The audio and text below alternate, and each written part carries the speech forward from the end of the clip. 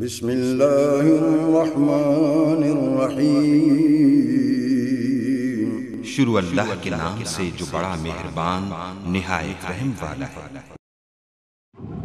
ان اول بیت وضع للناس للذی ببکۃ مبارکا وہدی للعالمین۔ بے شک سب سے پہلا گھر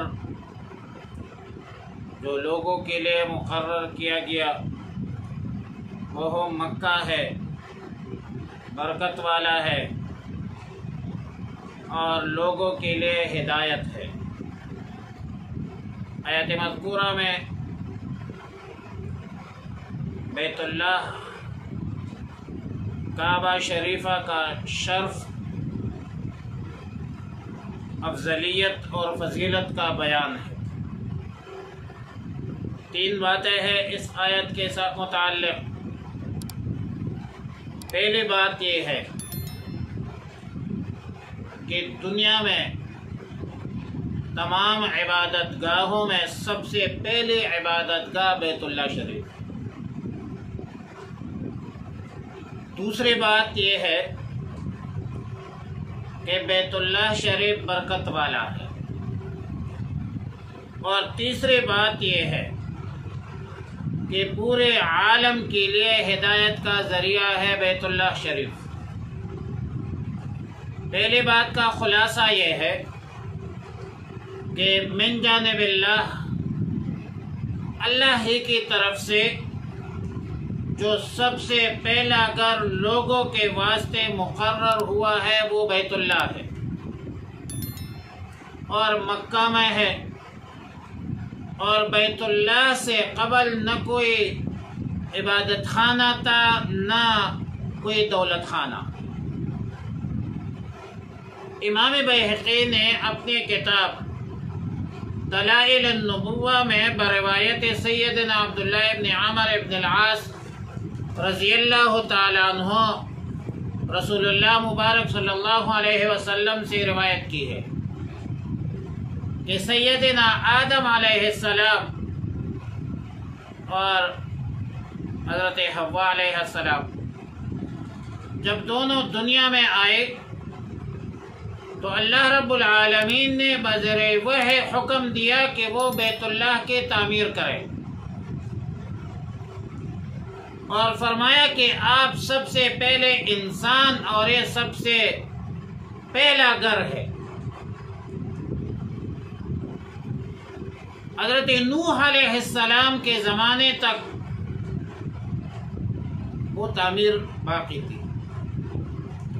طوفان نوح میں جب وہ تعمیر منہدم ہوئی تو پھر اسی بنیادوں پر سیدنا ابراہیم علیہ السلام نے اس کی دوبارہ تعمیر شروع کی۔ وَإِذْ يَرْفَعُ إِبْرَاهِيمُ الْقَوَاعِدَ مِنَ الْبَيْتِ وَإِسْمَاعِيلُ رَبَّنَا تَقَبَّلْ مِنَّا إِنَّكَ أَنْتَ السَّمِيعُ الْعَلِيمُ۔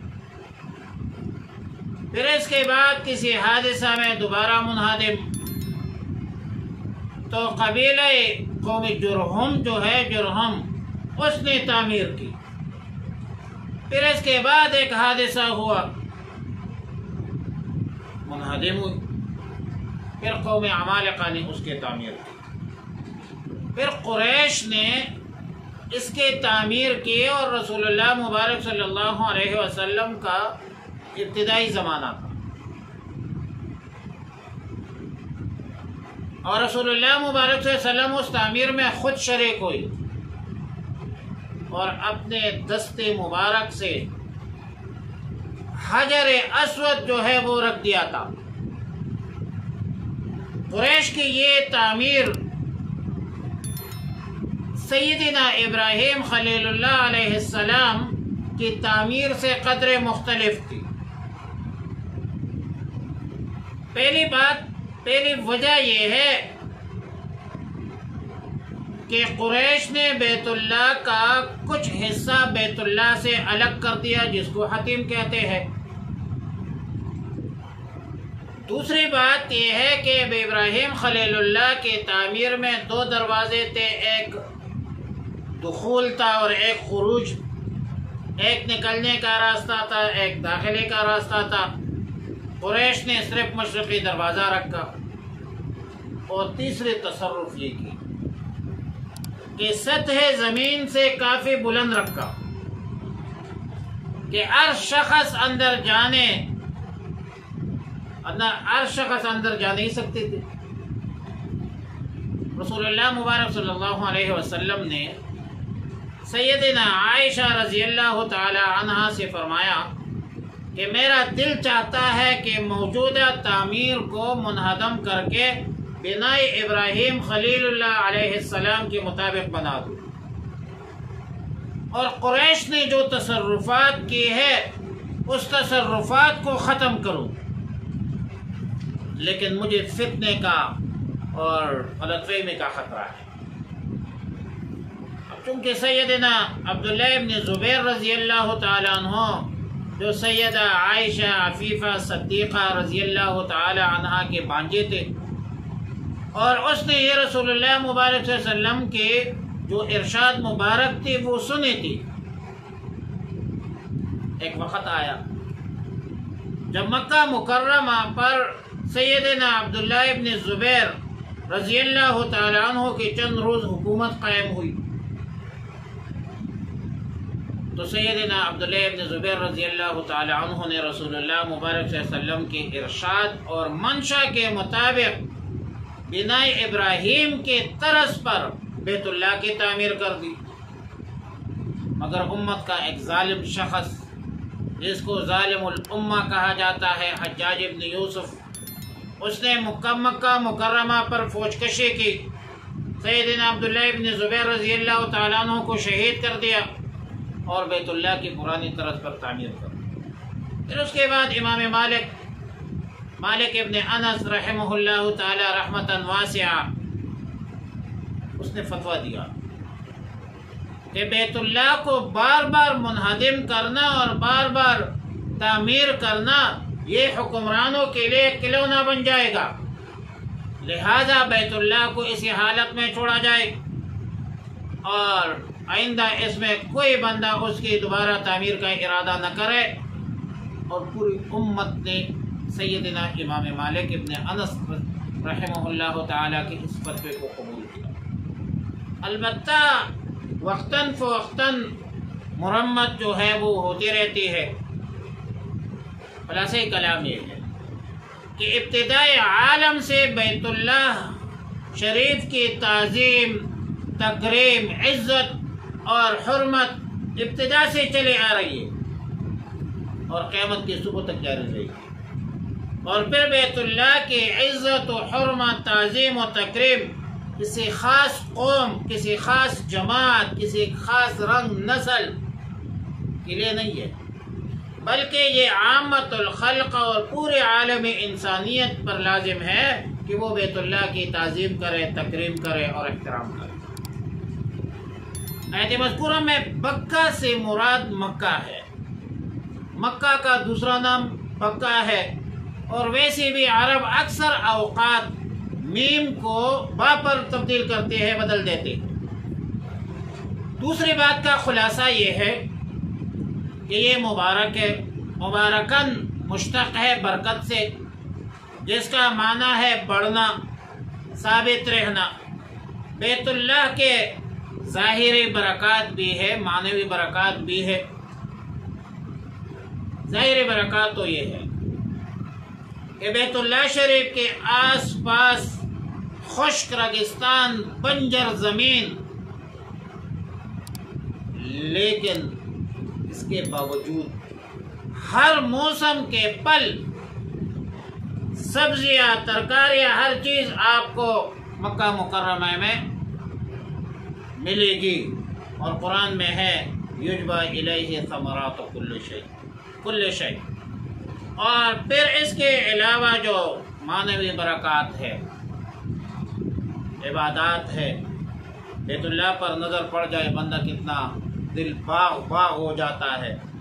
بندے کو کتنی سکون ملتی ہے، کتنے آنکھوں کو ٹھنڈک ملتی ہے۔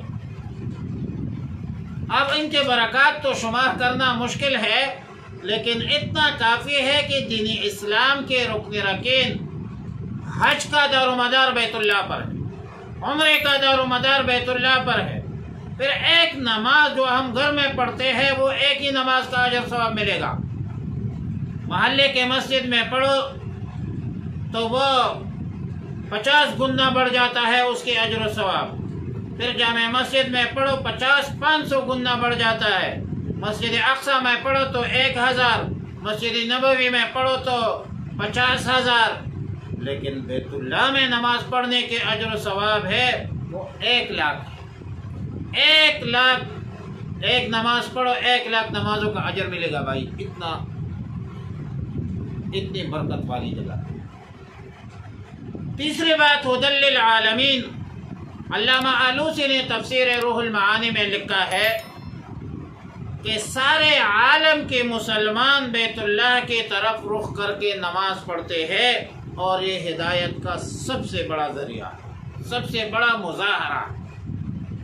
فیہ آیات بینات مقام ابراہیم، اس میں کلی نشانیاں ہیں، مقام ابراہیم ہے۔ ومن دخلہ کان آمنا، جو شخص اس میں داخل ہوا وہ امن پر ہوگا۔ وَلِلَّهِ عَلَى النَّاسِ حِجُّ الْبَيْتِ مَنِ اسْتَطَاعَ إِلَيْهِ سَبِيلًا، اور لوگوں کے ذمہ ہے اس گھر کا حج کرنا جسے طاقت ہو اس گھر تک راہ طے کر کے جانے کی۔ وَمَنْ كَفَرَ فَإِنَّ اللَّهَ غَنِيٌّ عَنِ الْعَالَمِينَ، اور جو شخص منکر ہوا تو اللہ بے نیاز ہے سارے جہانوں سے۔ اس آیت مذکورہ میں بیت اللہ کی خصوصیات کا ذکر ہے، اور یہاں پر بھی اس آیت میں بھی میں 3 باتیں کروں گا۔ پہلی بات یہ ہے کہ بیت اللہ شریف اللہ کے قدرت کی نشانیوں میں سے ہے، نمبر 1۔ نمبر 2، اس میں مقام ابراہیم ہے۔ نمبر 3، جو شخص اس میں داخل ہوا وہ امن والا ہوگا، وہ محفوظ ہوگا۔ پہلے بات کی توضیح یہ ہے کہ بیت اللہ کے برکت سے اہل مکہ محفوظ ہے۔ ابرہہ نے ہاتھیوں سے لشکر کشی کی تو اللہ نے پرندوں کے ذریعے نشان عبرت بنا دیا، اور ہر انسان جب داخل ہوتا ہے، بلکہ وہ جانور بھی حرم پاک میں محفوظ ہے۔ یہ جو جمرات ہے، جمرات جو کنکریاں پھینکتے ہیں حاجی، یہ کنکریاں کدھر جاتی ہیں؟ لاکھوں لوگ ہر سال 7 پتھر پھینکتے ہیں، کنکریاں پھینکتے ہیں، اس کے تو پہاڑ کھڑے ہونے چاہیے، لیکن وہ پتھر فرشتے اٹھاتے ہیں۔ 2 معجزے قرآن کی، رسول اللہ مبارک صلی اللہ علیہ وسلم کی، وہ دائمی ہے، ایک قرآن اور ان کنکریوں کا جو ہے وہ غائب ہونا۔ دوسری بات، مقام ابراہیم